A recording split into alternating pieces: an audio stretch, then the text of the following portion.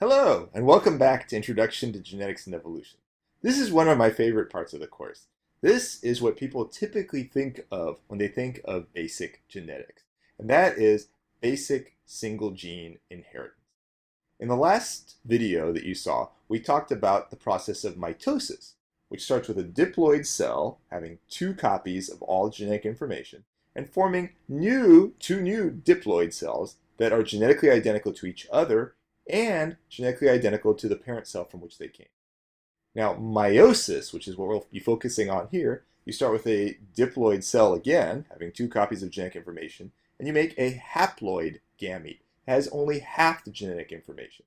Now, this haploid gamete comes together with another haploid gamete. Boom!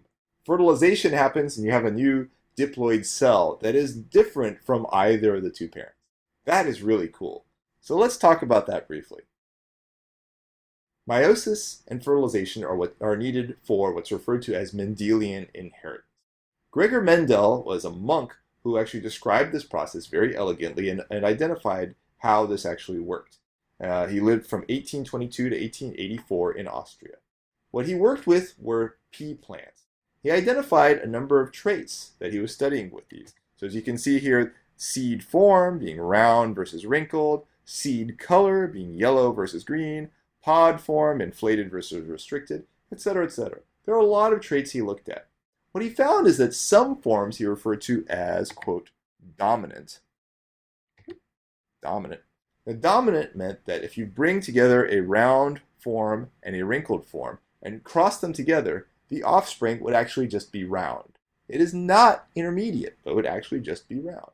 So from this, he identified some simple rules of inheritance. And we can understand dominance and recessivity from these simple forms. So let's use, in this example, true breeding green pods and true breeding yellow pods and cross them together. Okay, now, when I say true breeding, I mean all their offspring are, when they're bred with others that look like them, look exactly the same. Now, what we'll do in this case is we'll identify the genetic factors that they have, or the alleles that they have, using a letter. Typically, but not always, the capital letter is associated with the dominant form. So in this case, the true breeding green pods are dominant. So it is big Y, big Y. Again, it has one copy that came from its dad, one copy that came from its mom. What gametes can it give? Well, it's only got big Y, so its gamete would have to be big Y with respect to the form of this pod, with respect to it being green. So these guys right here, the yellow pods, they are what's referred to as recessive, and I'll show you why that is in just a second. They are little y. Again, they have, little y that came from dad, little y that came from mom. All they have to give are little y's. The F1s, or the offspring of these two things, the F1 is an offspring from a cross. Well, they'll get the big Y from this person, or from this plant, and the little y from this plant. So they are big Y, little y. Nonetheless, they are all green. So in this case, we have a masking of the yellow color by the green copy, right? The masking of the yellow color by the green copy. So big Y, the green one, is definitely dominant. Little y is definitely recessive because you don't see it when you have one of each in there. And what will this plant over here give off? Well, he has two different gene copies. He has a big Y and a little y. So he could give either of these to his kids. So what happens when we breed these F1s? So this big Y, little y are referred to as heterozygous. Heterozygous meaning having two different alleles at a particular gene that we're looking at, in this case being the pod color gene. Right? So they have both, they're heterozygous. So we can use what's referred to as a Punnett square to follow patterns of inheritance. Now, it's equally likely for it to give one copy as the other copy. So we'll take a boy that's big Y, little y. So here's your boy, big Y, little y. Here's your girl, big Y, little y. Now, half of the gametes from the boy will be big Y. Half the gametes from that same boy will be little y. Half the gametes from the girl will be big Y. Half the gametes will be little y from the girl. So the possible combinations, the boy might give this big Y, the girl might give this big Y, and you may get a big Y individual. Well, we know that is green. The boy may give big Y and the girl may give little y. Well, we know when you're heterozygous, you're still green. The boy may give little y and the girl may give big Y, still green. And only in this case When the boy gives little y and the girl gives little y, do we get a yellow pod plant from them? So the ratio we should get is 3 green to 1 yellow. And that, in fact, is actually the ratio that Mendel saw. So here's some actual numbers from Mendel. He saw 428 green and 152 yellow peas from this cross. That's very similar to the expected numbers. So that's great. Now, Mendel put out various laws, and these laws have postulates within them. So let's go over that briefly. So Mendel's first law has 3 postulates. First, that we have unit factors in pairs. So that basically every gene, you have 2 copies of it. This is assuming you are a diploid. So you get 1 allele from your mom, and you get 1 allele from your dad. Similarly, if you are a boy like me, you will give 1 allele to your kid. Your spouse will give 1 allele to the same kid as well. There's also this feature of dominance or recessivity. You don't always see this, and it is possible sometimes to have, say, a red plant and a white plant come together and make a pink plant.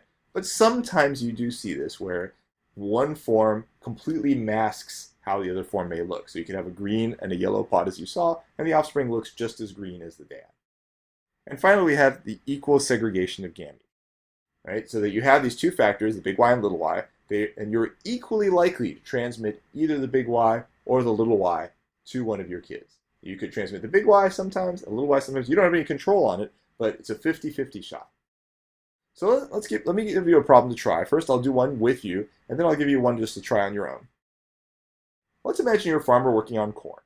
Okay? And let's say you have pure breeding tall and short strains of corn, and you've heard that this is caused by a single gene. This, by the way, is very, very unlikely, but let's just pretend this is. So you cross the tall and short strains together, and in this case you get strains that are intermediate in height. So in this example, we don't actually have dominance like in the previous example. So you cross these intermediate height corns together, what would you see? Well, let's work through this together. So again, we started with pure breeding tall and short strains, right? Let's imagine the alleles we're working with are big T for tall and little t for short. Okay? So let's imagine these are the 2 forms we're working with. Now, what would these intermediate strains be? Well, since we said that we're crossing a pure breeding tall, which presumably was big T, to a pure breeding short, which presumably would be little t, the intermediate ones would presumably be big T, little t, big T, little t. So what are we going to get in the offspring? Well, there's a lot of possibilities. We could get big T, so this is big T coming from dad, big T coming from mom. We could get big T, little t. We could get big T, little t, and we could get little t, little t. So in this case, this is little t from dad, big T from mom, or in this case, this is little t from dad, little t from mom, etc. So what do we see with this? Well, in this case, we have 1/4 here would be big T, which we've identified that as being tall. Big T, little t, we've identified that as being intermediate, so it would be 1/4 intermediate. Okay. Down here we also have big T, little t, so 1/4 intermediate. And then finally, 1/4 short. So basically, 1/4 would be tall, half would be intermediate, and 1/4 would be short. So the ratio would be 1 to 2 to 1. Okay? Let me give you an example now to try yourselves. So this is starting similarly. You're a farmer working on corn. You're pure breeding tall and short strains together. You cross the tall and short strains together and you get intermediate height corn. This is again very similar to the previous problem. You cross the intermediate height corn to the tall corn now. So you're crossing intermediate height corn to pure breeding tall corn. What will you find? Welcome back. I hope that was not a particularly difficult problem, but let's work through it nonetheless. Okay? So you started off, in this case, you had your intermediate corn. So this is just like the previous example. However, rather than breeding the 2 intermediates together, you're breeding intermediate corn with pure breeding tall corn. So this is a little bit different than last time. So here's your pure breeding tall corn. We'll just say that's the female. It doesn't really matter which one's which. And we'll say your intermediate was the male down here. Well, in this case, there's actually fewer possible offspring. So you can get big T from here, big T from here, and you get big T, big T. Here you get big T from here, big T from there, big T again. So you can see half the individuals are big T, big T. You can have big T from mom and little t from dad. And again, big T from mom and little t from dad. So in this case, unlike in the previous example, you would get 1/2 tall corn, and you would get 1/2 or 2/4 intermediate sized corn. You would not, in this case, see any short corn coming out. Now, I hope this illustrates something to you, especially contrasting to the P example. And what I hope this illustrates is that dominance does not matter in how offspring will, or I'm sorry, matters in how offspring will look, but it does not matter in how gametes will pair. You know, we can use the same kind of Punnett square, use the same sort of Punnett square for things which exhibit dominance as things which do not exhibit dominance. Because dominance only affects how things look. It does not affect how pairing happens. Okay? So let's try out a medical example in this case. So about 12% of women on average get breast cancer. And there are known mutations in the FGFR2 gene that are associated with an increased risk of breast cancer. Okay? So let's call in this case the non-mutant form big F, and let's say that they have the default 12% risk of cancer. If you're heterozygous, if you're big F, little f, you have a 20% higher chance. So you have about a 15% risk of getting cancer. If you're little f, this is the worst one, you have a 19% risk of getting cancer. Okay?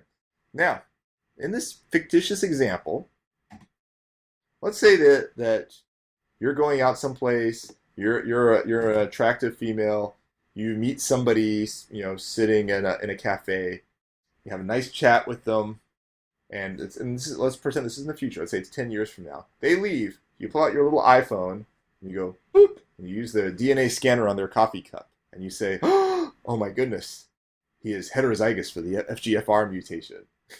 So let's assume that you are homozygous big F, so you have the lowest probability of breast cancer, but your potential hubby is a heterozygote. He is big F, little f. And again, I put here all the probabilities so you can see what everything was. What is the probability that your daughters would get breast cancer if you were to have kids with this potential hubby? Basically, how much does it increase it relative to if you had kids with somebody who was just like you?